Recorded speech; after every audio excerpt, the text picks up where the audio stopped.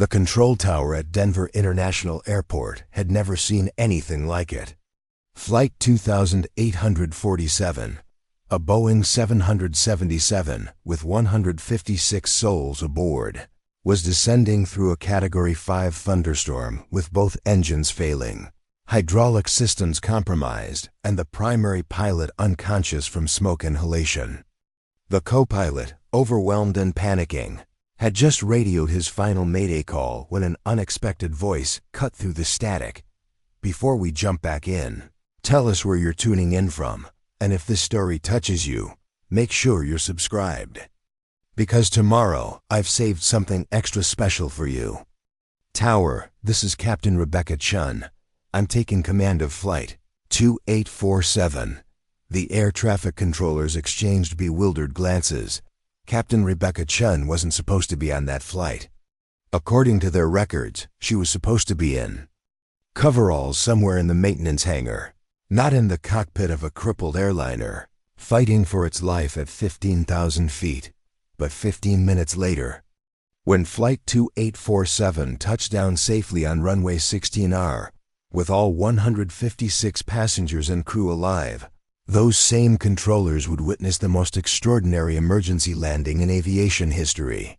And they would finally understand why everyone at Skyline Aviation had been so wrong about the woman they'd dismissed as Maintenance Mary. The morning sun cast long shadows across the tarmac at Skyline Aviation's Denver headquarters as Captain Rebecca Chun stepped out of the company sedan, her pilot's uniform crisp and her captain's stripes gleaming in the early light. She paused. For a moment, her dark eyes scanning the familiar landscape of hangars, maintenance bays, and aircraft that had once been her world in such a different capacity. 5 years. 5 years later, she'd walked through these same gates wearing coveralls, stained with hydraulic fluid and carrying a toolbox that had become as much a part of her identity as her own shadow. Now the weight of the captain's bars on her shoulders felt both foreign and deeply earned as she made her way toward the administrative building where her new assignment awaited. The lobby of Skyline Aviation's main office buzzed with the controlled chaos of a major airline's daily operations. Pilots in crisp uniforms discussed flight plans, dispatchers coordinated routes across multiple time zones, and executives in expensive suits hurried between meetings. Rebecca noticed how conversations seemed to pause as she passed, followed by whispered exchanges and curious glances. Word traveled fast in the aviation world, and her promotion from maintenance technician to captain had been the subject of considerable speculation. Captain Chun? A young woman in a Skyline Aviation blazer approached with a clipboard and a professional smile. "I'm Jennifer Walsh, Director of Flight Operations. Welcome to your new assignment." Rebecca nodded, accepting the firm handshake. "Thank you. I'm looking forward to getting started." "I'm sure you are. Your reputation precedes you." Jennifer's tone was polite, but carried an undertone that Rebecca had learned to recognize over the years. "Your transition from maintenance to the cockpit has been quite unprecedented." Before Rebecca could respond, a familiar voice cut through. The ambient noise of the lobby. "Well, I'll be damned if it isn't Maintenance Mary herself." Rebecca turned slowly, her expression carefully neutral despite the way her stomach tightened. Captain Marcus Hoffman stood near the pilot's lounge, his weathered face wearing the same condescending smirk she remembered from 5 years ago.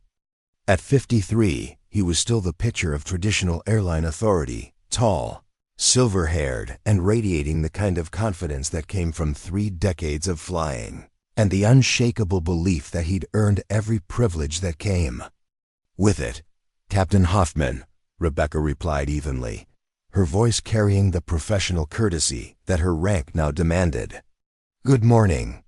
Hoffman approached with the swagger of a man who'd never questioned his place in the world. Behind him, Rebecca could see other pilots from the old guard, men who'd been with Skyline Aviation for decades and had clear opinions about the company's recent diversity initiatives. Their expressions ranged from curiosity to barely concealed skepticism. "Captain Chun, now is it?" Hoffman's emphasis on her title was subtle but unmistakable. Last time I saw you, you were elbow-deep in an APU repair. Quite a career change. Jennifer Walsh cleared her throat diplomatically. Captain Chun has completed all required training and certification. She's one of our most qualified pilots. Oh, I'm sure she is, Hoffman replied, his tone suggesting the opposite. We've all heard about the company's new ... initiatives, very progressive. Rebecca felt the familiar burn of anger in her chest, but 5 years of fighting for respect had taught her to channel that energy more effectively. I earned my position through the same standards as every other pilot here, Captain Hoffman. My background gives me unique insights into aircraft systems that most pilots never acquire. Unique insights, Hoffman repeated as if tasting the words. That's one way to put it. Though I have to wonder if passengers will feel as confident when they learn their captain used to be a wrench turner. The lobby had grown quieter, with nearby conversations trailing off as more people became aware of the exchange. Rebecca could feel the weight of dozens of eyes on her, waiting to see how she would handle this first test of her new authority. Passengers care about getting to their destination safely, Rebecca said, her voice carrying clearly across the now quiet space. My mechanical background means I understand every system on the aircraft intimately. I don't just know how to fly these planes. I know how to fix them when they break. Theoretical knowledge is one thing, Hoffman continued, apparently emboldened by the attention. But commanding a multi-million-dollar aircraft with hundreds of lives at stake, that requires a different kind of experience, leadership, judgment, under pressure. The kind of things you can't learn from a maintenance manual. Rebecca stepped closer, closing the distance between them until she was well within Hoffman's personal space. When she spoke, her voice was quiet but carried the steel of absolute conviction. You're absolutely right, Captain. Leadership and judgment, under pressure, can't be learned from manuals. They're earned through experience, through facing impossible situations and finding solutions when everyone else has given up, through understanding that every decision you make affects real people's lives. She paused, letting her words sink in before continuing. I've spent 5 years learning those lessons. Today, I get to put them to use. Hoffman's smirk faltered slightly, but he recovered quickly. Well, we'll see about that. Flying a desk and passing simulator tests is different from handling real emergencies. Yes, it is, Rebecca agreed. I'm looking forward to the difference. Before Hoffman could respond, Jennifer Walsh stepped forward diplomatically. Captain Chun, your briefing is scheduled for 0800. We should get you settled in. Rebecca nodded, but kept her eyes on Hoffman for a moment longer. Captain Hoffman, I'm sure we'll be working together soon. I look forward to the opportunity. As she turned to follow Jennifer toward the elevators, Rebecca could hear the resumed conversations behind her. The tone was different now, less dismissive, more speculative. She'd passed the first test, but she knew it was only the beginning.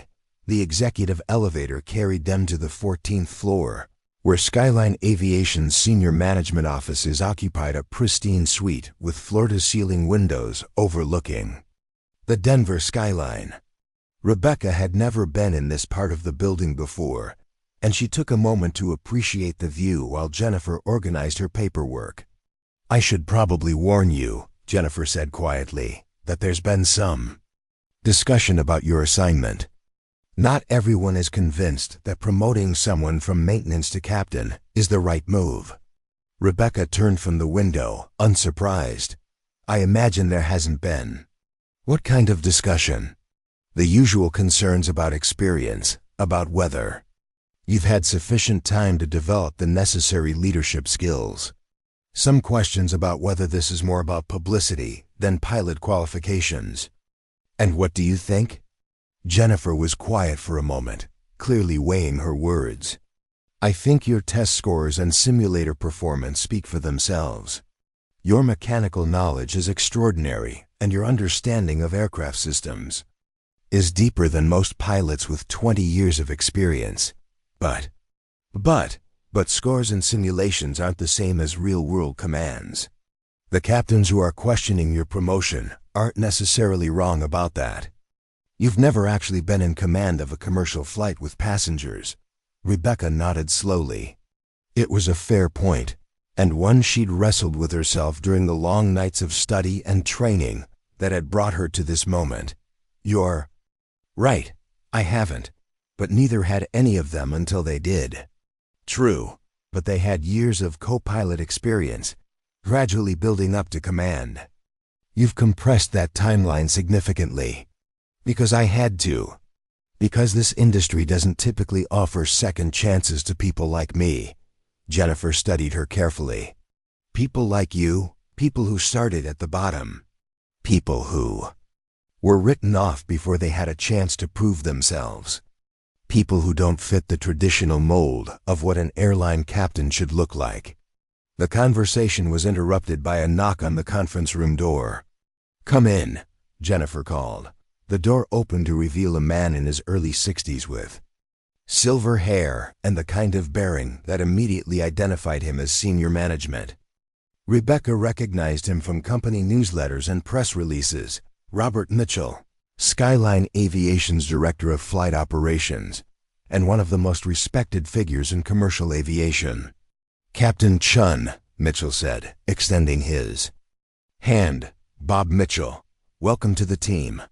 Preparing and narrating this story took us a lot of time, so if you are enjoying it, subscribe to our channel. It means a lot to us. Now back to the story. His handshake was firm and his expression unreadable as he studied her face. Rebecca had the distinct impression that she was being evaluated, measured against some internal standard that would determine how the rest of this conversation would unfold. "Thank you, Mr. Mitchell. I'm honored to be here."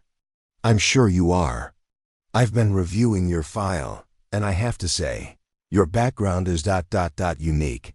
I can't recall another instance of someone making the transition from maintenance to captain." "I'm aware that it's unusual, sir." Mitchell moved to the window, his hands clasped behind his back as he looked out at the aircraft being serviced on the tarmac below. "Unusual is one word for it.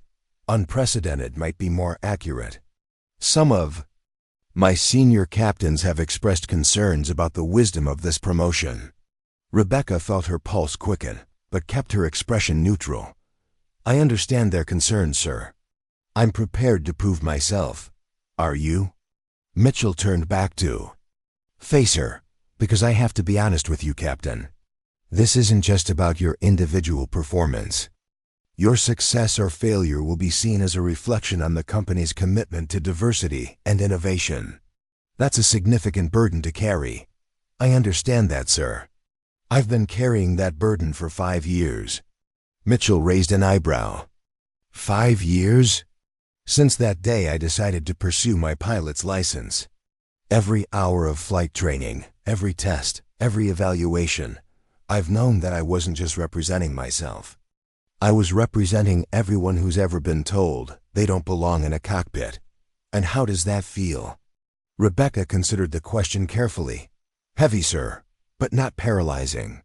It's motivated me to work harder, to be better prepared, to never give anyone a reason to doubt my qualifications." Mitchell nodded slowly. "Your test scores certainly support that. Your simulator performance has been exceptional. But as I'm sure you know, the real test comes when you're facing a genuine emergency with real lives at stake." "Yes, sir. I'm ready for that test. I hope you are. Because if you're not, if you fail, it won't just be your career that suffers. It will be years before we see another candidate like you get this opportunity." The weight of his words settled over the room like a heavy blanket. Rebecca understood exactly what he was saying. She wasn't just a pilot. She was a symbol. Her success would open doors for others. Her failure would slam them shut. "I won't fail, sir." Mitchell studied her for a long moment. "What makes you so confident?" "Because I've already failed once, and I know what it costs. I know what it's like to be dismissed, to be told I don't belong, to watch opportunities go to people who haven't worked half as hard as I have. I've spent 5 years making sure I never have to experience that again. Tell me about that failure." Rebecca glanced at Jennifer, who nodded encouragingly. This was clearly a test, and her answer would determine whether she walked out of this office with her captain's assignment or with her dreams crushed once again. 5 years ago, I was a maintenance technician here at Skyline. I was good at my job, better than good. I could diagnose problems that stumped senior mechanics, and I had a reputation for finding solutions when everyone else had given up. But I was also ambitious. I wanted to fly. She paused, remembering the weight of those early dreams. I started taking flying lessons on my own time, earning my private pilot's license, then my commercial rating. I thought my mechanical background would be seen as an asset, that it would give me credibility with the flight crews. But it didn't. No, sir, it didn't. I was maintenance Mary, a curiosity, a novelty. Some of the pilots thought it was cute that the mechanic wanted to fly. Others saw it as presumptuous. Most just saw it as a distraction from my real job. Mitchell leaned against the conference table, his attention focused entirely on her story. What happened? I applied for the company's pilot training program. I had the qualifications, the flight hours, the test scores. I thought I had a real chance, and I was passed over. Not once, but 3 times. Each time I was told that while my technical knowledge was impressive, I lacked the leadership, experience and judgment necessary for command. Each time, I watched as positions went to candidates with fewer flight hours and lower test scores, because they fit the traditional profile, because they were men who'd never been seen changing oil or rebuilding engines, because they looked like what people expected a pilot to look like. Mitchell was quiet for a moment, processing her words. That must have been devastating. It was. But it was also clarifying. I realized that no matter how hard I worked within the system, I would always be seen as maintenance Mary first and a pilot second. So I left. You left Skyline? I left Skyline, and I spent 5 years building the kind of resume that couldn't be dismissed. I flew for regional airlines, cargo companies, charter services. I accumulated flight hours and command experience. I earned my ATP certification and my type ratings for every major aircraft in commercial service. I made myself undeniable. And now you're back. And now I'm back. Not as Maintenance Mary, but as Captain Chun, with the qualifications, the experience, and the confidence to do this job at the highest level. Mitchell pushed himself away from the table and walked back to the window. For several minutes, the only sound in the room was the distant hum of aircraft engines and the muffled conversations from the hallway. "Captain Chun," he said finally, "you're being assigned to Flight 2847, Denver to Los Angeles. It's a routine run, but it's also one of our most visible routes. High passenger volume, significant media attention if anything goes wrong." Rebecca felt her heart rate spike. "I understand, sir. Your co-pilot will be First Officer David Park. He's experienced, competent, and has been briefed on your background. Your flight attendant crew has been selected for their professionalism and experience." "Thank you, sir." Mitchell turned back to face her. "Captain Chun, I'm giving you this opportunity because I believe in your qualifications and your potential. But I'm also giving it to you because I believe this industry needs to evolve. We need pilots who understand these aircraft from the ground up, who can think creatively under pressure, who can find solutions when conventional approaches fail. I won't disappoint you, sir. I know you won't. Because if you do, you'll be the one who has to live with the consequences. And from what I've seen, you're not someone who accepts failure easily." As Rebecca left the meeting, her mind was already shifting into the focused intensity that had carried her through 5 years of relentless preparation. She had her assignment, her aircraft, her chance to prove that Maintenance Mary had been the biggest underestimation in Skyline. Aviation's history. Walking through the corridors toward the crew briefing room, she passed the same pilots who had witnessed her earlier exchange with Hoffman. Their expressions were different now, less dismissive, more evaluative. They were watching her with the careful attention of people who recognized that something significant was about to happen. She was no longer the maintenance technician who'd been passed over and dismissed. She was Captain Rebecca Chun, and she was about to show everyone at Skyline Aviation exactly what they'd been missing. The memories came flooding back as Rebecca walked through the maintenance hangar on her way to the crew briefing room. 5 years hadn't dulled the sharp edges of humiliation she'd felt in this very space, where her dreams had been systematically crushed by the very people who should have been her allies. It had started with such promise. Rebecca Chun, 26 years old, fresh out of the Air Force with 8 years of experience as an aircraft maintenance specialist. She'd worked on everything from F-16 fighters to C-130 transport planes, earning commendations for her diagnostic skills and innovative problem solving. When she'd applied for the civilian position at Skyline Aviation, she'd been confident that her military background would open doors in the commercial aviation world. She'd been wrong.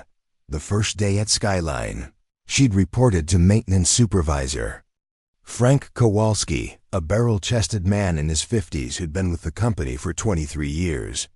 His office was a shrine to old-school aviation culture, vintage aircraft posters, model planes, and photographs of him with various flight crews from the 1980s and 90s. All men, Rebecca had noticed immediately. "So you're the Air Force hotshot," Kowalski had said, barely looking up from his paperwork. "Chun, right? What kind of name is that?" "It's Chinese-American, sir. My grandfather immigrated from whatever. Look, I don't care what you did in the military. This is commercial aviation, not some government operation where diversity quotas get people promoted beyond their abilities. Here, you prove yourself through work, not through paperwork." Rebecca had felt the first stirring of unease, but she'd pushed it down. She was used to proving herself in male-dominated environments. The military had taught her to let her work speak for itself. "I understand, sir. I'm here to work." "Good. Because I'm assigning you to the third shift with Martinez and Thompson. They'll show you how we do things here. And Chun, leave the military attitude at the door. This isn't boot camp." The third shift crew had been a mix of experienced mechanics and younger technicians, all of whom had seemed curious about the new hire with military experience. Rebecca had been optimistic about fitting in, about finding her place in this new world. She'd been catastrophically naive. The hazing had started subtly. Tools that mysteriously disappeared from her workstation. Work orders that were incomplete or incorrect when they reached her. Diagnostic equipment that somehow malfunctioned whenever she needed it most. At first, she'd attributed it to the usual pranks that new employees faced. But as weeks turned into months, the pattern had become impossible to ignore. It was Tony Martinez, a wiry man in his 40s with 20 years at Skyline, who'd first called her Maintenance Mary. She'd been working on a hydraulic system replacement in the main hangar when he'd walked past with 2 other mechanics. "Hey, look at Maintenance Mary over there," he'd said, loud enough for everyone to hear. "Still trying to prove she's one of the boys." The nickname had stuck with devastating effectiveness. Within weeks, everyone in the maintenance department knew her as Maintenance Mary, a diminutive, dismissive label that reduced her military experience and technical expertise to a cute novelty. But it was Captain Marcus Hoffman who had delivered the cruelest blow to her aspirations. Rebecca had been working on a routine inspection of one of the Boeing 737s when Hoffman had approached with his usual swagger. He'd been conducting his pre-flight walk-around, the standard procedure that pilots perform before every flight. Well, Hoffman had said, stopping next to her workstation. "If it isn't our very own Maintenance Mary, how's the wrench-turning business treating you?" Rebecca had looked up from the access panel she'd been inspecting, her hands covered in hydraulic fluid.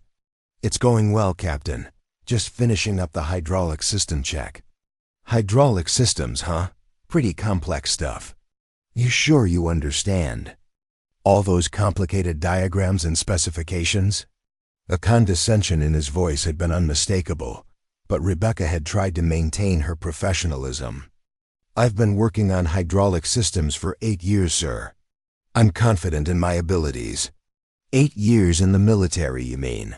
This is commercial aviation, sweetheart. A whole different ballgame. The use of sweetheart had made Rebecca's jaw clench, but she'd forced herself to stay calm. "I understand the differences, Captain. I've been studying commercial aviation standards extensively." "Studying?" Hoffman had laughed, a sound devoid of humor. "That's cute. You know what? I bet you've got some fantasy about becoming a pilot. Yourself someday. Am I right?" Rebecca had felt her face flush, but she'd tried to deflect. "I'm focused on my current responsibilities, sir." "Oh, come on. I can see it in your eyes. You're one of those women who think she can do everything a man can do. Let me guess, you've been taking flying lessons, haven't you?" The accuracy of his observation had hit her like a physical blow. She had been taking flying lessons, spending her weekends at a small airport outside Denver, working toward her private pilot's license. She'd been careful not to mention it at work, sensing that it might cause problems. I have been learning to fly, yes. Of course you have." Hoffman's grin had been predatory. "Let me give you some free advice, Mary. Flying lessons are one thing. Actually commanding a multi-million-dollar aircraft with hundreds of passengers is something else entirely. It requires leadership, judgment, and the kind of natural authority that can't be taught in a classroom. I believe I have those qualities, sir. Do you?" Hoffman had stepped closer, his voice dropping to a whisper that only she could hear. "Because from where I'm standing, you look like a little girl playing dress-up in coveralls. You want to know what passengers think when they see a woman in the cockpit. They think about their own safety. They wonder if the airline is more concerned with political correctness than with getting them to their destination alive." Rebecca had felt the words like physical blows, each one designed to wound and diminish. "That's not fair, sir. My gender has nothing to do with my abilities." "Fair," Hoffman had laughed again. "This isn't fair, Mary. This is about reality. The reality is that aviation is a man's profession. It always has been, and it always will be. You can play mechanic all you want, but the cockpit? That's where the real decisions get made. That's where lives are at stake. And that's no place for someone who's more concerned with proving a point than with doing the job." The conversation had ended when Hoffman had walked away, leaving Rebecca alone with her humiliation and rage. But the damage had been done. Word had spread through the maintenance department about her pilot ambitions, and the mockery had intensified. "Did you hear about maintenance, Mary?" She'd overheard Thompson saying a few days later. "She thinks she's going to be a pilot. Can you imagine? They'll probably have to put a phone book on her seat so she can see over the instrument panel." The laughter that had followed had been like acid in her ears, but it was the day of the incident that had truly broken her spirit. She'd been working on an engine inspection when she discovered a potentially serious problem with the fuel system.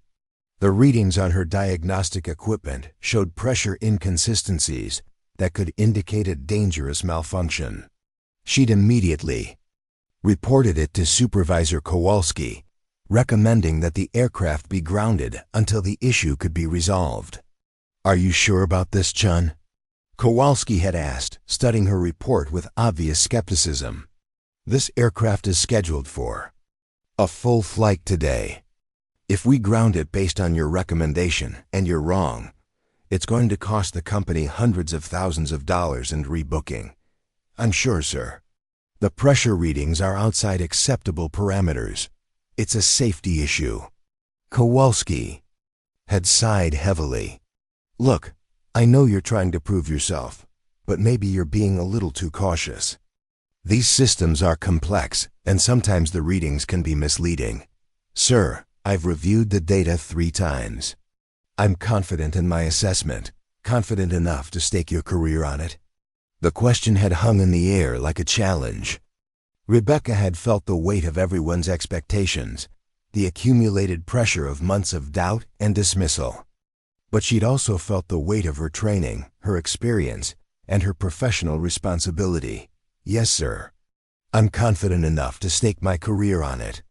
Kowalski had called in senior mechanic Bill Harrison, a 30-year veteran who was widely considered the department's most experienced troubleshooter.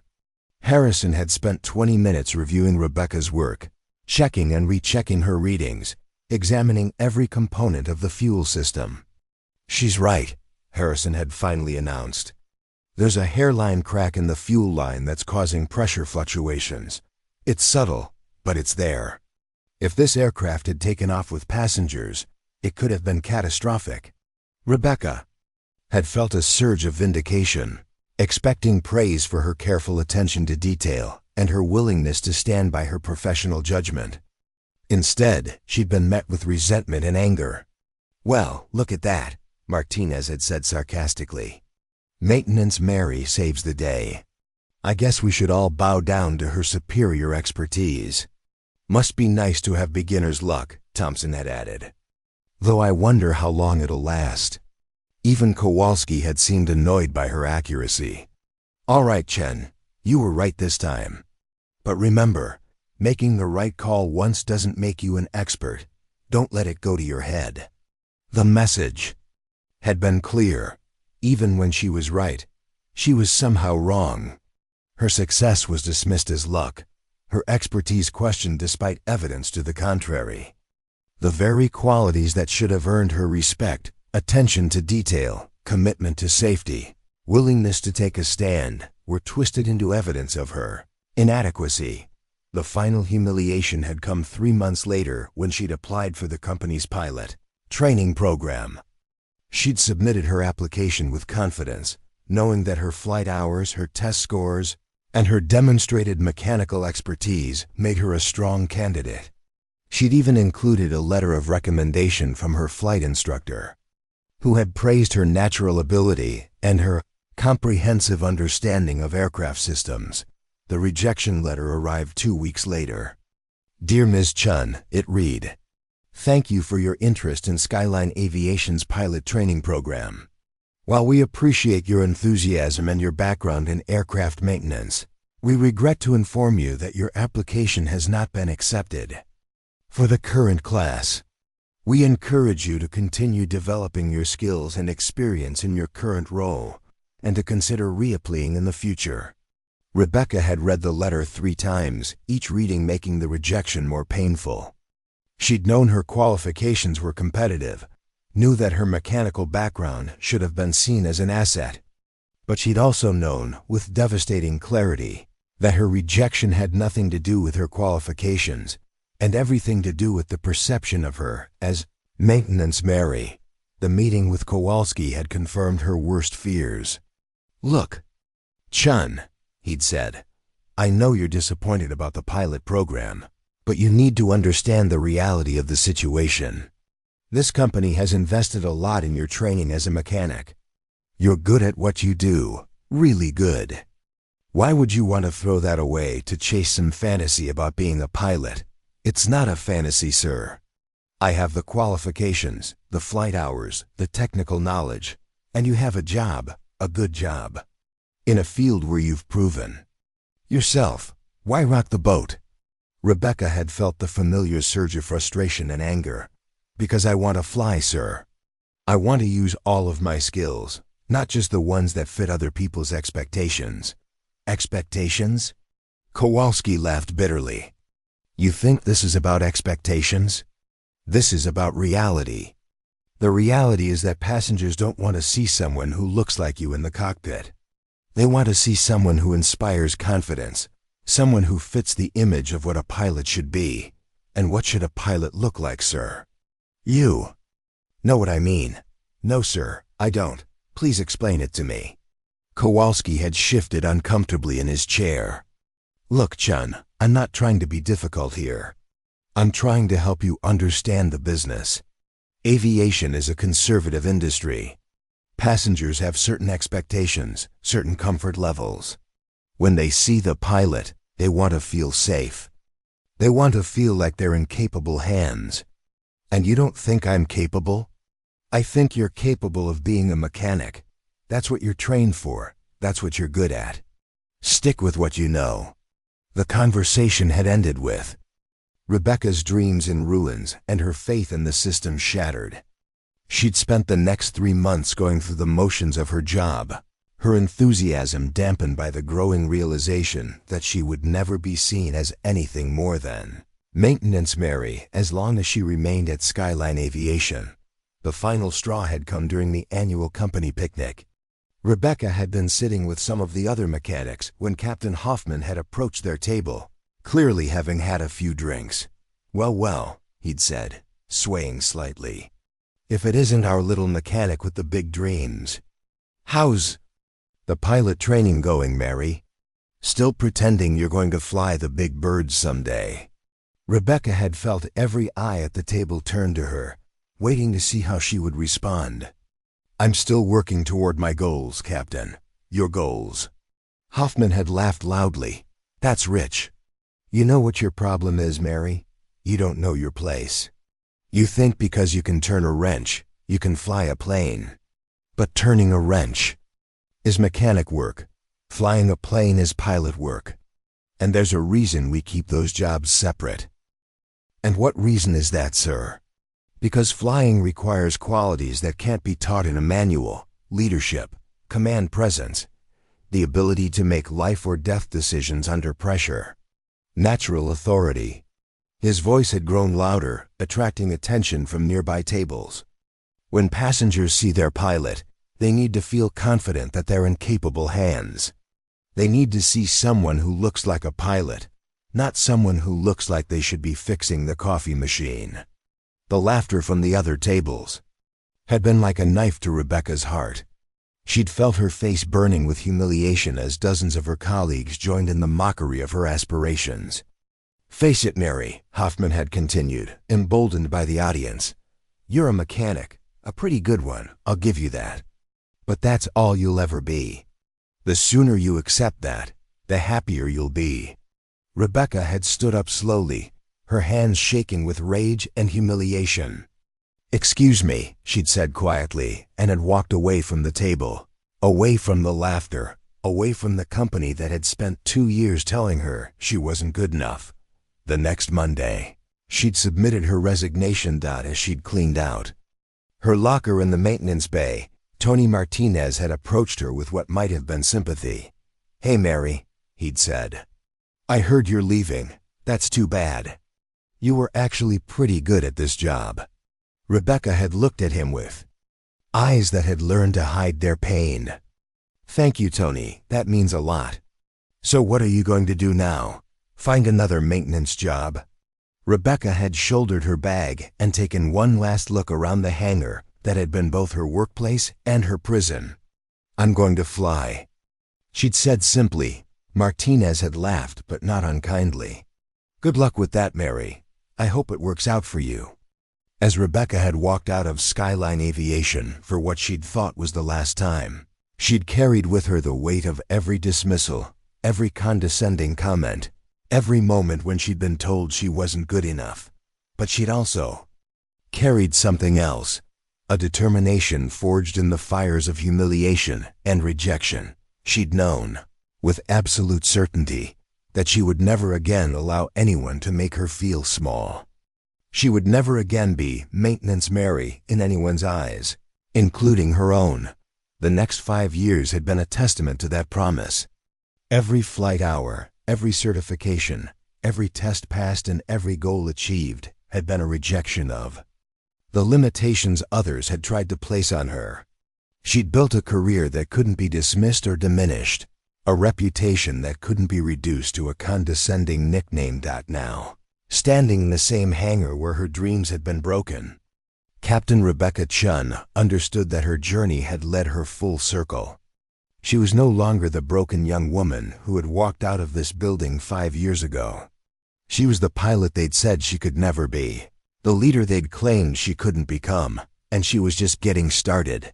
The small apartment in Phoenix felt like a prison cell compared to the spacious hangar where Rebecca had once worked. 1 bedroom, a kitchenette, and a living room that doubled as her study space, filled with aviation manuals, flight charts, and the constant hum of determination that had become her only companion. It was March 2019, 3 weeks after she'd walked out of Skyline Aviation, and Rebecca Chun was about to embark on the most difficult journey of her life. Her savings account showed $47,000, her entire life's financial accumulation from 8 years in the Air Force and 2 years at Skyline. It would have to last her through flight training, certifications, and the lean months ahead while she built the flight hours necessary to become a commercial pilot. Most people would have called it insufficient. Rebecca called it her liberation fund. The first stop was Phoenix Sky Harbor International Airport, where she'd enrolled in an accelerated commercial pilot training program at Desert Wings Aviation Academy. The school had a reputation for intensity and excellence, graduating pilots who went on to careers with major airlines. It also had a reputation for washing out students who couldn't handle the pressure. Rebecca's first day at Desert Wings was a study in contrasts. The other students were typical aspiring pilots, mostly young men in their 20s with college degrees and middle-class backgrounds. They'd grown up dreaming of flying, playing with toy airplanes, and watching Top Gun. Rebecca had grown up dreaming of fixing things, understanding how they worked, and making them better. "All right, people," announced Chief Flight Instructor Jake Morrison, a former Air Force pilot with steel gray hair and eyes that seemed to evaluate everyone's potential in the first 30 seconds. "Welcome to Desert Wings. Over the next 6 months, some of you will become pilots. The rest of you will discover that wanting to fly isn't the same as being able to fly." Rebecca sat in the back of the classroom, her notebook open, her pen ready. She'd learned to observe before acting, to understand the dynamics of a new environment before making herself known. The other students were eager to impress, raising their hands to answer questions, showing off their theoretical knowledge.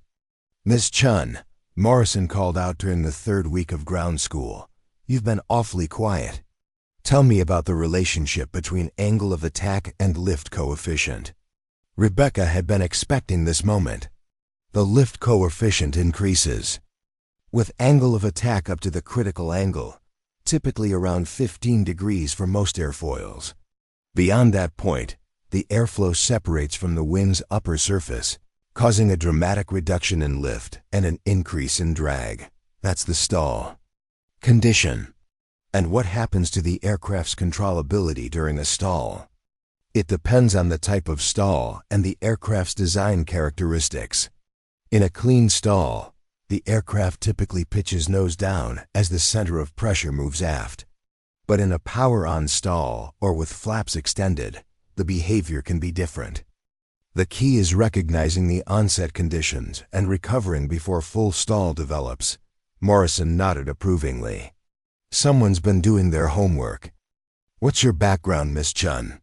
"Air Force aircraft maintenance for 8 years, sir. I've seen what happens when pilots don't understand their aircraft's limitations." Interesting perspective. Most pilots learn about stalls from the cockpit. You learned about them from the ground up. The comment had been meant as a compliment, but Rebecca heard the underlying assumption that her ground-up perspective was unusual, perhaps even disadvantageous. She'd spent too many years being told that her background was somehow wrong to miss the subtle implication. But she'd also learned to let her performance speak for itself. The flight training portion of the program was where Rebecca truly began to shine. While other students struggled with the transition from ground school theory to practical application, Rebecca found that her mechanical understanding of aircraft systems gave her an intuitive grasp of how the airplane behaved in different conditions. "Chun," Morrison said after her first solo cross-country flight, That was some of the most precise flying I've seen from a student. Your engine management was textbook perfect, and your approach to Phoenix Mesa was like watching a veteran pilot. Thank you, sir. Where did you learn to manage power settings like that? Rebecca had smiled slightly. I spent years listening to engines, sir. I can hear when they're not happy long before the instruments show a problem. I know what they sound like when they're running efficiently and what they sound like when they're being abused. That's a skill that can't be taught in a classroom. No, sir. It has to be earned through experience. By the end of the 6-month program, Rebecca had not only graduated, but had earned the school's award for outstanding academic performance and flight proficiency. More importantly, she'd earned the respect of her instructors and fellow students. She wasn't just another pilot trainee. She was someone who understood aviation from a perspective that none of them could match, but graduating from flight school was only the beginning. Rebecca needed 1,500 flight hours to qualify for an airline transport pilot license, the minimum requirement for commercial airline employment. Most new pilots built those hours as flight instructors, flying small aircraft and teaching other students. Rebecca had a different plan. She took a job with Mountain Air Cargo, a small freight company based in Albuquerque that flew cargo runs throughout the southwestern United States. The work was demanding and often dangerous flying. Small, heavily loaded aircraft into remote airstrips, often in challenging weather conditions. The pay was minimal, barely enough to cover her living expenses.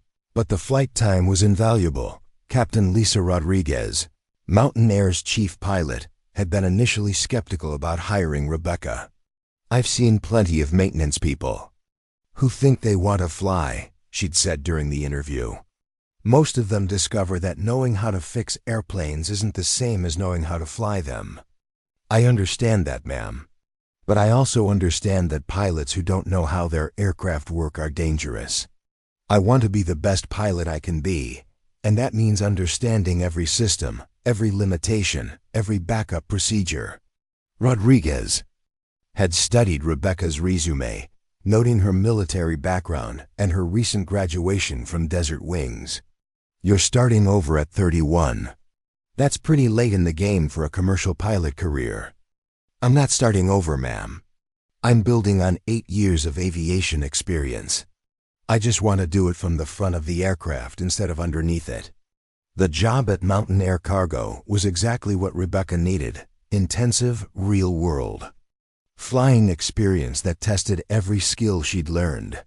She flew Cessna 208 Caravans loaded with everything from medical supplies to auto parts, navigating through mountain passes and desert valleys, learning to read weather patterns and make split-second decisions about fuel, weight, and performance. The work was also lonely. Rebecca spent hours in the cockpit by herself, flying routes that took her across 4 states, landing at small airports where she was often the only person for miles. But the solitude gave her time to think, to process the journey she'd undertaken, and to build the confidence that had been systematically undermined during her time at Skyline Aviation. 6 months into her cargo flying career, Rebecca faced her first real emergency. She was flying a heavily loaded Caravan from Phoenix to Flagstaff when she noticed unusual vibrations in the engine. The tachometer showed normal RPM, but her years of listening to aircraft engines told her something was wrong. She was 40 miles from the nearest airport, flying over mountainous terrain with few emergency landing options. A less experienced pilot might have continued to the destination, hoping the problem would resolve itself. Rebecca's maintenance background told her that hoping was a luxury she couldn't afford. She immediately began troubleshooting the problem, checking engine parameters, adjusting mixture and prop settings, and preparing for a possible emergency landing. The vibrations were getting worse, and she could hear a subtle change in the engine's rhythm that suggested internal damage. Albuquerque Center, Cargo 247, she radioed. I'm declaring an emergency. I have engine problems, and I'm diverting to Sedona Airport. The next 20 minutes were a masterclass in crisis management. Rebecca flew the aircraft with one hand while using the other to run emergency checklists, calculate fuel requirements, and coordinate with air traffic control. She landed the heavily loaded Caravan on Sedona's short runway with textbook precision, bringing the aircraft to a stop just as the engine began producing visible smoke. The post-flight inspection revealed a cracked cylinder head that would have caused catastrophic engine failure if she'd continued to her destination. Her ability to recognize the problem early and take decisive action had prevented a potentially fatal accident. "How did you know?" asked the mechanic who came to repair the aircraft. "The engine parameters were still within normal limits." "I know what a healthy engine sounds like," Rebecca replied. This one didn't sound healthy. Word of the emergency landing spread through the small world of cargo aviation. Rebecca's combination of technical knowledge and pilot skill had impressed everyone who heard the story. More importantly, it had impressed Captain Rodriguez. "Shun," she said during Rebecca's next visit to the home office, "I'm promoting you to check pilot. You'll be responsible for training new pilots and conducting proficiency checks. It's a significant responsibility." "Thank you, ma'am. I'm honored." "You should be. You've earned it. But I want you to understand something. This job is about more than just flying. It's about leadership, about making decisions that affect other people's lives. Are you ready for that?" Rebecca thought about all the time she'd been told she wasn't ready, all the time she'd been dismissed as Maintenance Mary. "Yes, ma'am, I'm ready." The check pilot position at Mountain Air Cargo was Rebecca's first real taste of aviation leadership. She was responsible for evaluating other pilots, identifying their strengths and weaknesses, and helping them develop the skills necessary to fly safely in challenging conditions. It was also her first opportunity to mentor other pilots who came from non-traditional backgrounds. One of her first students was Maria Santos, a former air traffic controller who was transitioning to pilot duties. Like Rebecca, Maria had faced skepticism about her unconventional background and her ability to succeed in the cockpit. "I keep hearing that I don't have the right instincts," Maria confided during one of their training flights. "That my background in a TC doesn't translate to flying skills." Rebecca had smiled, remembering her own struggles with similar criticism. "Your TC background gives you something most pilots never develop, a complete understanding of the airspace system. You know how traffic flow works, how controllers think, how to communicate effectively in high-stress situations. Those are incredibly valuable skills. But I don't have the natural feel for flying that other pilots seem to have." Natural feeling is overrated. Good judgment and systematic thinking are much more important. You can develop feelings through experience, but you can't develop judgment through instinct alone. Over the following months, Rebecca watched Maria transform from a hesitant student to a confident pilot. The experience taught Rebecca that her own journey wasn't unique. There were many people in aviation who didn't fit the traditional mold, who brought different perspectives and skills to the cockpit. As her flight hours accumulated, Rebecca began setting her sights on her ultimate goal, returning to commercial airline flying. But she knew that her cargo experience, while valuable, wasn't enough to compete with pilots who had traditional airline backgrounds. She needed to build a resume that was undeniably impressive. Her next step was Pinnacle Airlines, a regional carrier that flew passengers throughout the western United States. The transition from cargo to passenger flying was significant. Different aircraft, different procedures, different levels of responsibility. Rebecca approached it with the same systematic determination that had characterized her entire journey. The interview process at Pinnacle was rigorous. Rebecca faced a panel of senior pilots and managers who questioned her about everything from her technical knowledge to her leadership philosophy. The questions were professional, but she could sense the underlying skepticism about her non-traditional background. "Ms. Chun," asked Chief Pilot Robert Taylor, "you've had an unusual career path. Military maintenance, cargo flying, check pilot duties. How do we know you're committed to passenger airline flying? Rebecca had prepared for this question. Sir, every step of my career has been building toward this opportunity. I've gained experience in every aspect of aviation maintenance, operations, training, and emergency management. I understand aircraft systems better than most pilots. I've logged flight time in challenging conditions that most airline pilots never experience. I've trained other pilots and taken responsibility for their development. I'm not just committed to passenger airline flying, I'm uniquely qualified for it. And you're comfortable with the authority that comes with being an airline captain? I've been making decisions that affect other people's lives for the past 3 years. I understand the responsibility, and I'm prepared to accept it. Taylor had studied her application for a long moment. Your test scores are impressive. Your flight record is clean. Your recommendations are strong. But you've never actually flown passengers. How do we know you can handle that pressure? Rebecca had met his gaze steadily. Because I've been handling pressure my entire career. I've been told I don't belong, that I'm not qualified, that I don't fit the profile. Every flight I've made has been about proving those people wrong. Flying passengers isn't just another job for me. It's the culmination of everything I've worked for. She'd gotten the job. The training at Pinnacle Airlines was intensive, 6 weeks of ground school, followed by simulator training and line flying with experienced captains. Rebecca approached it with the same methodical preparation that had carried her through every previous challenge. She studied aircraft systems until she could troubleshoot problems in her sleep. She practiced emergency procedures until her responses became automatic. She learned the company's standard operating procedures and customer service protocols. But most importantly, she learned to command. "Chun," said Captain Steve Williams after her first week of line flying, "you have excellent stick and rudder skills, and your systems knowledge is extraordinary.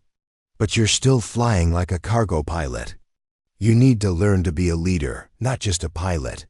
"I'm not sure I understand the difference, sir." "A cargo pilot is responsible for the aircraft and the cargo. An airline captain is responsible for the aircraft, the passengers, the crew, and the company's reputation. Every decision you make affects hundreds of people. You need to start thinking like a captain, not like a pilot." The lesson had been valuable. Over the following months, Rebecca learned to balance technical excellence with leadership skills. She developed the ability to make quick decisions under pressure while maintaining calm authority. She learned to work with flight attendants, gate agents, and ground crews as part of a larger team. Most importantly, she learned to project confidence and competence in a way that inspired trust in her passengers and crew. After 18 months at Pinnacle Airlines, Rebecca had accumulated enough flight hours and command experience to qualify for major airline employment. Her record was exemplary: no accidents, no incidents, consistent performance evaluations, and the respect of her colleagues and supervisors. When the opportunity came to return to Skyline Aviation as a captain, Rebecca felt the weight of destiny. She'd spent 5 years building the kind of career that couldn't be dismissed or diminished. She'd proven herself in every aspect of aviation, from maintenance to command. She'd transformed herself from Maintenance Mary into Captain Rebecca. Chun, the circle was complete. It was time to go home. The crew briefing room at Skyline Aviation buzzed with the familiar pre-flight energy that Rebecca remembered from her maintenance days, but experiencing it from the other side felt surreal. She sat at the head of the conference table, reviewing the flight plan for Flight 2847 to Los Angeles, while her crew assembled around her.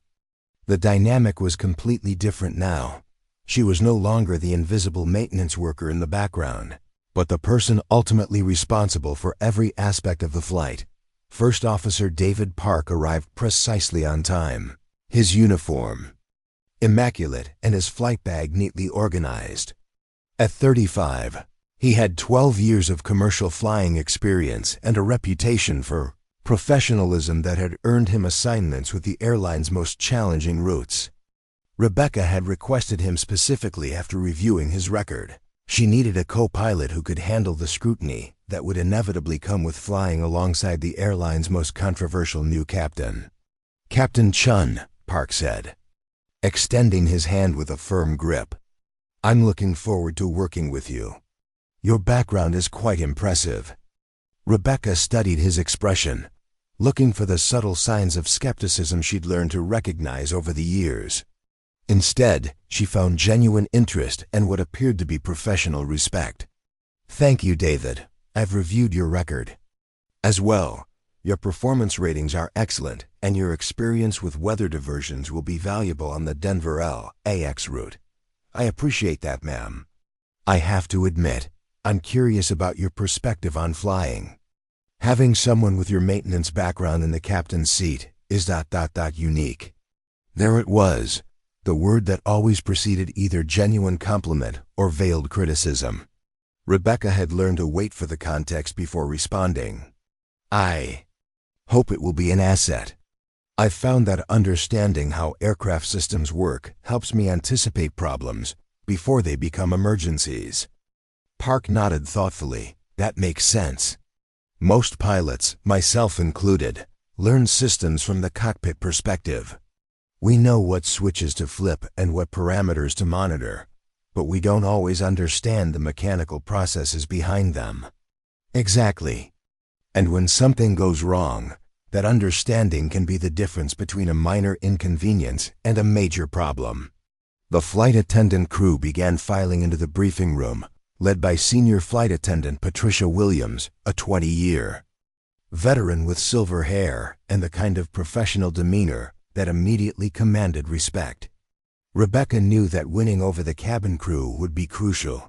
They were the ones who would interact directly with passengers, and their confidence in the flight deck crew would be immediately apparent to anyone paying attention. "Good morning, Captain Chen," Williams said, settling into her seat with practiced efficiency. "I'm Patricia Williams, and this is my crew." She gestured to 3 other flight attendants who were arranging their materials with the systematic precision that came from years of routine. "Good morning, Patricia. I'm looking forward to working with all of you. Before we begin the formal briefing, I want to address something that I'm sure you've all been thinking about." The room grew quiet, with all eyes focused on Rebecca. She could feel the weight of their attention, the unspoken questions about her qualifications, her experience, and her ability to command their respect. "I'm aware that my background is unconventional for an airline captain. I know there are questions about my experience and my ability to handle the responsibilities that come with this position. I want you to know that I understand those concerns, and I respect them." She paused, making eye contact with each crew member before continuing. "What I can tell you is that I've spent the last 5 years building the experience and skills necessary to be here. I've flown in conditions that most airline pilots never encounter. I've handled emergencies that tested every aspect of my training, and I've earned the respect of every crew I've worked with." Patricia Williams leaned forward slightly. "Captain, if you don't mind me asking, what made you decide to leave maintenance and become a pilot?" Rebecca had expected this question, but she still took a moment to consider her answer. The truth was complex, involving years of discrimination and dismissal, but she needed to frame it in a way that would build confidence rather than raise concerns. "I became a maintenance technician because I wanted to understand how aircraft work. I became a pilot because I wanted to use that understanding to keep people safe. I've found that the combination of technical knowledge and flight experience makes me a better pilot than I would have been with either skill set alone." "And you're comfortable with the authority that comes with being a captain?" asked Flight Attendant Michael Torres, a younger man with intelligent eyes and a direct manner of speaking. "I've been in command positions for the past 3 years. I understand the responsibility, and I'm prepared to accept it. But I also understand that effective leadership means working with a team, not just giving orders. I want to hear your input, your concerns, and your observations. We're all professionals here, and we all have the same goal, getting our passengers safely to their destination. Patricia Williams nodded approvingly. That's exactly what I wanted to hear, Captain. We've all worked with commanders who thought they knew everything. It's refreshing to work with someone who understands that safety is a team effort. The formal briefing proceeded smoothly, with Rebecca outlining the flight plan, weather conditions, and potential challenges for the Denver LAX route. She noted the forecast of afternoon thunderstorms over the Colorado Rockies, the possibility of turbulence during the initial climb, and the expected air traffic delays at Los Angeles International Airport. Our fuel load gives us plenty of reserves for weather diversions, she explained, pointing to the flight plan. We'll monitor the weather closely and be prepared to adjust our route if necessary. The passenger load is 147 out of 156 seats, so we're well within weight and balance limits. Park reviewed the aircraft's maintenance status, noting that the Boeing 777 they would be flying had completed its required inspections and had no outstanding maintenance issues. Aircraft 738 is in excellent condition, Captain. All systems are operational, and the maintenance log shows no recent problems. Rebecca felt a familiar satisfaction at hearing the aircraft described as mechanically sound. She'd spent years ensuring that planes were safe for flight, and now she would be the one responsible for flying them. Excellent. Any questions about the flight plan or procedures? The briefing concluded with the crew discussing specific responsibilities, emergency procedures, and communication protocols. Rebecca was pleased to see that her crew was professional, experienced, and seemed genuinely committed to working together. Effectively, as they prepared to leave the briefing room, Patricia Williams approached Rebecca privately. Captain, I wanted to say something. I've been flying for 20 years, and I've worked with a lot of different pilots. Some of them were technically skilled but poor leaders. Others were natural leaders but weak on the technical side. You seem to have both qualities, and that's rare. Thank you, Patricia. That means a lot coming from someone with your experience. I also wanted you to know that there's been some talk among the crew about your background. Nothing negative. Just curiosity. I think today's briefing addressed most of their concerns. Rebecca nodded, understanding the subtext. I appreciate you letting me know. I'm sure there will be more questions as we work together. There will be, but I have a feeling you'll handle them just fine. The walk from the briefing room to the aircraft was a journey through familiar territory that felt completely different. From Rebecca's perspective as captain, she'd walked this same route countless times as a maintenance technician, but now she was seeing it through the eyes of someone responsible for the entire operation. The Boeing 777 sat at Gate 23, its massive frame dwarfing the ground equipment and personnel working around it. Rebecca felt a surge of pride and responsibility as she approached the aircraft that would be under her command for the next 4 hours. The pre-flight inspection was where Rebecca's unique background became most apparent. While most pilots conducted the exterior walk-around as a routine check of obvious problems, Rebecca examined the aircraft with the trained eye of someone who understood every system, every component, and every potential failure point. Sir? Asked Ground Supervisor Bill Martinez, approaching with a clipboard and a slightly confused expression. I don't think we've met. I'm Bill Martinez, Ground Operations Supervisor. Rebecca looked up from her inspection of the main landing gear. Captain Chen, I'm the pilot in command for Flight 2847. Martinez's expression shifted from confusion to surprise. Oh, Captain Chen, I didn't realize. I've never seen a pilot inspect the aircraft so thoroughly. I'd like to know exactly what I'm flying. How long have you been with Skyline, Bill? 15 years, ma'am. I've seen a lot of pilots come and go, but I've never seen one who knew what to look for in a hydraulic system like you just did. Rebecca smiled slightly. I spent some time in maintenance before I became a pilot. Old habits die hard. That's incredible, ma'am. Most pilots don't even know where the hydraulic reservoirs are located, let alone how to check them properly. The exchange was interrupted by the arrival of Captain Marcus Hoffman, who was apparently scheduled for the next flight on the same aircraft. He approached with his usual swagger, clearly intending to conduct his own pre-flight inspection. Well, Hoffman said, his tone carrying the familiar edge of condescension. If it isn't Captain Chen, conducting the most thorough pre-flight inspection in aviation history. Rebecca straightened, meeting his gaze directly. Captain Hoffman. Just making sure my aircraft is safe for flight. Your aircraft? Hoffman's eyebrows rose. That's interesting.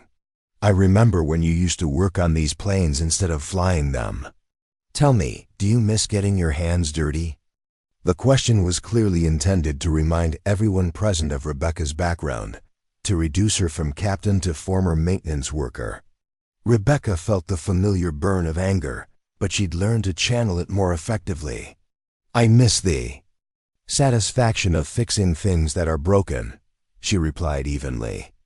But I've found that preventing problems is more satisfying than solving them after they occur. Prevention is important, Hoffman agreed. But so is experience. So is the ability to make split-second decisions when prevention isn't enough. That's what separates real pilots from people who just know how to read maintenance manuals. Ground Supervisor Martinez shifted uncomfortably, clearly sensing the tension between the two captains. First Officer Park, who had been quietly observing the exchange, stepped forward diplomatically. Captain Hoffman, we're about to begin our final preparations for departure. If you'll excuse us... Of course, Hoffman replied, but his attention remained focused on Rebecca. Captain Chen, I'm curious about something. Have you ever actually handled a real emergency? Not a simulator exercise, but an actual in-flight emergency with passengers on board? Rebecca felt the weight of the question. It was a fair point. Despite her extensive training and experience, she had never been tested in the specific context of a passenger airline emergency. Not in a commercial airliner, she admitted. But I've handled multiple emergencies in cargo aircraft, including an engine failure over mountainous terrain that required an emergency landing. Cargo aircraft, Hoffman repeated dismissively. No passengers, no cabin crew, no media attention if something goes wrong. Just you and a load of boxes. Just me and the responsibility to get the aircraft safely on the ground, Rebecca corrected. The principles are the same, Captain. Emergency procedures, crew resource management, risk assessment, and decision-making under pressure. Are they? Hoffman stepped closer, his voice dropping to a more personal level. Because when you're flying passengers, you're not just responsible for getting the aircraft on the ground safely. You're responsible for managing their fear, their panic, their trust in your ability to protect them. That's a different kind of pressure, and it requires a different kind of leadership. Rebecca felt the truth of his words, but she also felt the challenge they represented. You're right, Captain. It is a different kind of pressure. But I've been preparing for it my entire career. Every flight I've made, every emergency I've handled, every decision I've made has been building toward this moment. We'll see, Hoffman said simply. We'll see how you handle it when the time comes. As Hoffman walked away, Rebecca felt the weight of prophecy in his words. She'd spent 5 years building the skills and experience necessary to be an airline captain, but she'd never been tested in the specific context that would ultimately define her career. The remainder of the pre-flight preparation proceeded normally, with Rebecca and her crew completing their checks and preparing for departure. But the encounter with Hoffman had highlighted the reality of her situation.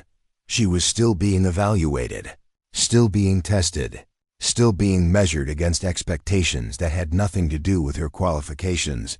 As passengers began boarding Flight 2847, Rebecca took her position in the captain's seat and began the systematic process of preparing the aircraft for flight.